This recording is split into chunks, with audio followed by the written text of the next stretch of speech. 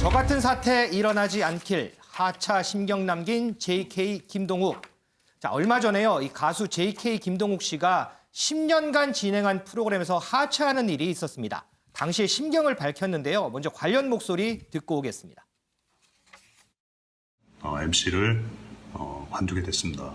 좀 시원섭섭하기도 하고 한편으로 좀 안타깝기도 한데 상황이 이렇게 됐으니까 여러분들이 이해해 주시길 바라겠습니다. 그리고 제가 있는 동안에 굉장히 또 많은 발전을 이뤘지 않습니까? 이런 깨알 같은 자랑 좀 해줘야죠. 그래서 앞으로는 아마 더 많은 발전을 하지 않을까라는 생각을 합니다.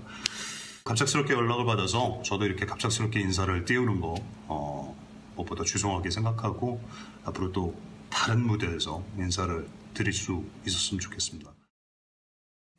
김원미 기자, 지금 JK 김동욱 씨 얘기를 들어보니까 일반적인 하차는 아닌 것 같네요. 네, 일단 말의 뉘앙스로만 보면은 일반적인 하차는 아닌 것으로 보입니다. 아까 같이 들어보셨지만 말 중에 뭐 이런 게 있습니다. 갑작스럽게 연락을 받아서 갑작스럽게 마지막 인사를 한다라고 얘기하기도 했고요. 또 이제 아까 보신 건 영상이었는데 그 외 SNS 글로 이제 납득이 잘 가지 않지만이라고 보이는 하차에 대해서 그런 글을 남기기도 했었습니다. 그러니까 왜 그런가 봤더니 JK 김동욱 씨가 이제 현 정권에 비판글을 올렸다라고 해서 이제 프로그램에서 해고가 됐다라는 그런 의혹을 현재 받고 있는데요.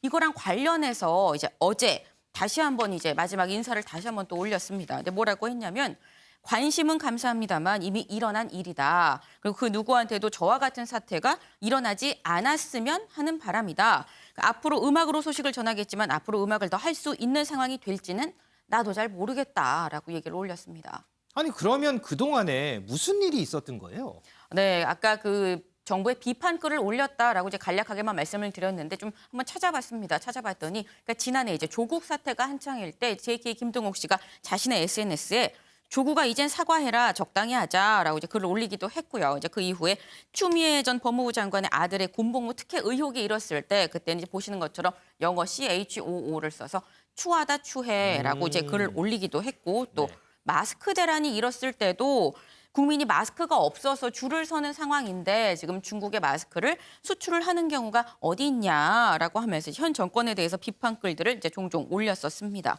그러니까 이 JK 김동욱 씨 이제 개인 SNS에 이제 이 현 정권에 대한 비판글을 올린 것에 대해서 항의를 하는 이제 누리꾼들이 상당히 많았었거든요. 네. 그리고 항의하는 누리꾼들이 개인 SNS뿐만이 아니라 그 아까 그 보신 그 프로그램 한 지역 방송국 프로그램의 그 게시판, 시청자 게시판에도 상당히 하차해라. 이게 뭐 하는 거냐라는 글이 쇄도했습니다. 근데 그런 상황에서 JK 김동욱 씨가 갑작스럽게 하차하게 됐다라고 얘기를 하다 보니까 이게 그러면은 해고된 거 아니냐라는 얘기가 나온 건데요. 그러다 보니까 이제 다시 해고가 된 뭐 하차 소식이 전해진 이후에 해당 게시판에는 다시 좀 보게끔 해라. JK 김동욱 씨 복귀시켜라란 글이 올라오기도 했습니다. 그런데요, 아직까지는 이 JK 김동욱 씨가 정권 비판 때문에 하차했다 이렇게 단정 지을 수는 없는 상황입니다. 자, 윤지영 기자. 네. 그런데 과거에 이제 전 정권에서 이 문화예술계 블랙리스트 관련한 이런 뭐 비슷한 사건은 좀 있었잖아요. 네, 그렇습니다. 이 이전 정권에서 문화예술계 블랙리스트에 올랐던 대표적인 연예인 바로 김재동 씨인데요. 과거 발언 먼저 들어보시죠. 하면 종북이라고. 여러분들도 이제 종북 소리 듣잖아요. 그래서 하도 종북이다 그래서 내가 나는 경북이다 이라고. 저 만나는 보고 문자를 국정원 담당자한테 보내야 되는데 국정원 직원이 저한테 보냈어요. 그래서 간첩 잡겠어요? 제가 전화했어요. 문자 잘못 보내신 것 같습니다. 국정원에 협조한 사람이 만났더니 저보고 한다는 얘기가 겨우 그거예요. 노제 사회를 봤으니까 이제 일주기에는 안 가도 되지 않냐? 제동 씨도 방송해야 되지 않냐? VIP께서 걱정이 많다고. 내 걱정이 많대. 네, 과거 이명박 정부에서는 좌파 연예인 대응 TF를 통해서요. 문화예술계 블랙리스트를 만들었다는 의혹을 받았고 관련 문건은 2017년 국정원 개혁위에서 공개가 됐는데요. 당시 이 리스트에 올랐던 배우 김규리 씨는 SNS를 통해서 나의 꽃다운 30대가 훌쩍 가버렸다 이런 심경을 남기기도 했고요. 또 박근혜 정부에서는 이 좌편향 인사 및 단체 지원 배제 명단을 만들었었는데 이는 헌법재판소가 위헌 판단을 내리기도 했습니다. 다시 한번 말씀드리지만 JK 김동욱 씨가 정권 비판 때문에 방송을 하차했다 이렇게 단정 지을 수는 없는 상황입니다. 그런데도요 이번 사안을 두고서 국민의힘 나경원 전 의원 같은 경우에는 이 JK 김동욱 씨를 언급하면서 정권을 비판했고요. 그러면서 얼마 전이죠 또 이태원에서 발언했던 가수 강원래 씨까지 다시금 언급하기도 했습니다.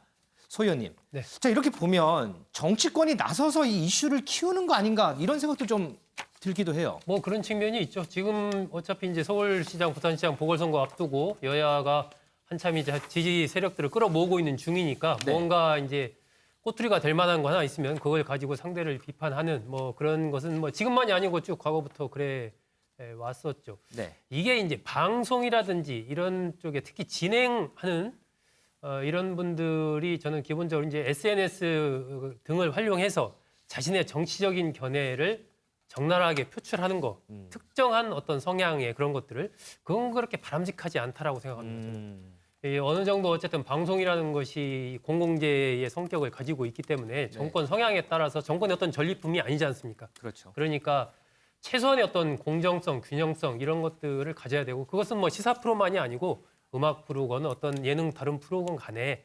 똑같다라고 좀 생각을 하는데 최근 들어서 어쨌든 이 방송 진행자들을 중심으로 해서 이러한 어떤 편향성 시비 같은 것들이 자꾸 일어나고 있는 것은 우리 지금 사회 전체적으로 이른바 진영 논리로 너무 대결이 극단화되고 이러다 보니까 그런 부분들이 이제 각층까지 다 스며들어서 너무 이게 특정 성향, 특정 어떤 편을 들지 않으면 생존하기가 어렵게 되는 이런 부분들이 너무 일반화된 것 아닌가. 조금 어떤 그러한 공공적인 성격의 자리에 있는 공공적인 영향을 미치는 이런 분들은 자신의 성향이 있더라도 그런 것을 최대한 어떤 진행을 하거나 뭐 할 때는 좀 공정성과 균형성을 갖춰야 되지 않나 하는 그런 생각을 갖습니다. 저희 프레스룸은 항상 공정성을 최우선의 가치로 두고 있습니다.